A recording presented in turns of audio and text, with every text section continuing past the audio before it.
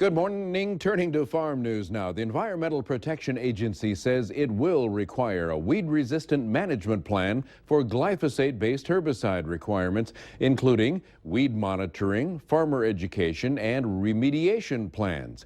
Companies may be required to provide extensive reporting to the EPA about instances of weed resistance and to let, quote, relevant stakeholders know about the difficulties of controlling them by a company-established website.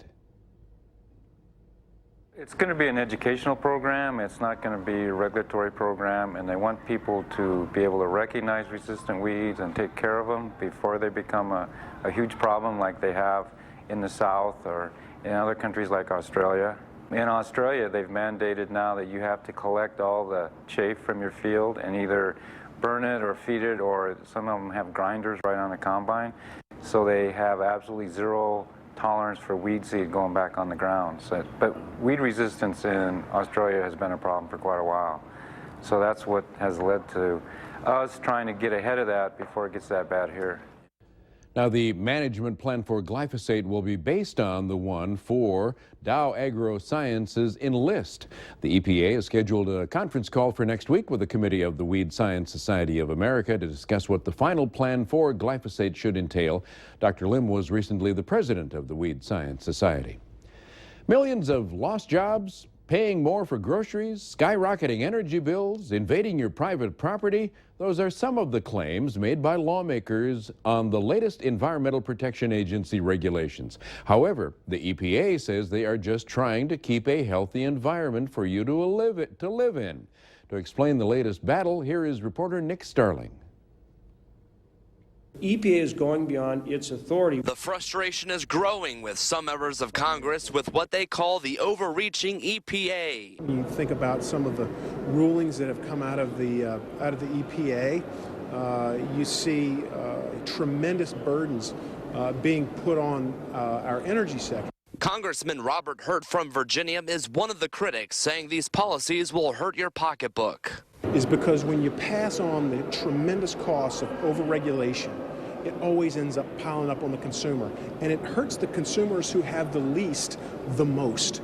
Just last week, there was a hearing on the waters of the United States where dozens testified on how the EPA having jurisdiction over their streams and water and ditches would impact their communities. We've created a situation where farmers and ranchers and others, both individuals and businesses, don't know when they have to have a permit, what they can and can't do in terms of managing water. So it's a big-time problem. Some other senators say the coal industry is under attack too, with the EPA proposing a new ground-level ozone requirements that they say put jobs and money on the line. We'd have 31 counties that would be affected.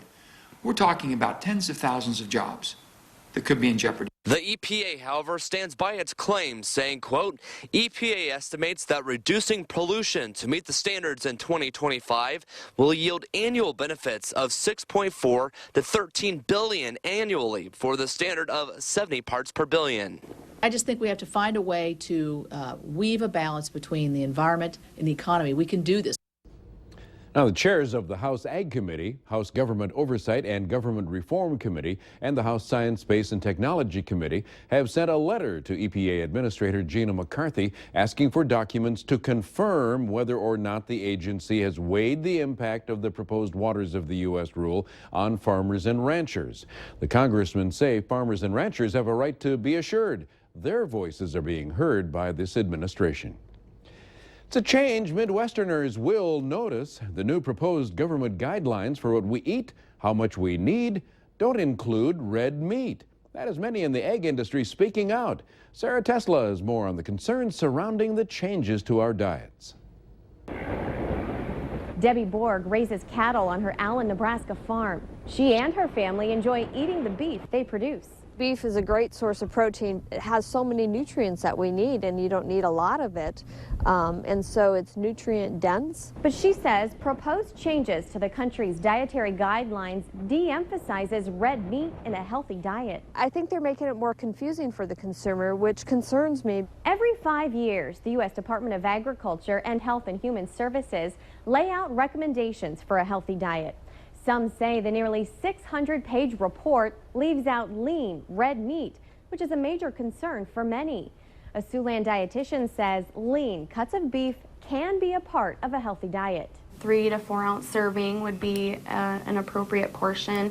And, I would say a couple times a week, if you're including, lean red meat, you should be just fine. Again, remembering to make sure you're still getting fruits, vegetables, whole grains, other sources of plant-based proteins as well. Borg says the guidelines blur the lines between science and politics. It makes me sad to think that people are going to look to the health experts who have said, well, you shouldn't eat this kind of protein, but you should eat this protein, when, in my opinion, they just need to tell us how much protein we need to eat. And she's not alone. Many lawmakers agree and have weighed in on the issue, like Iowa Senator Chuck Grassley.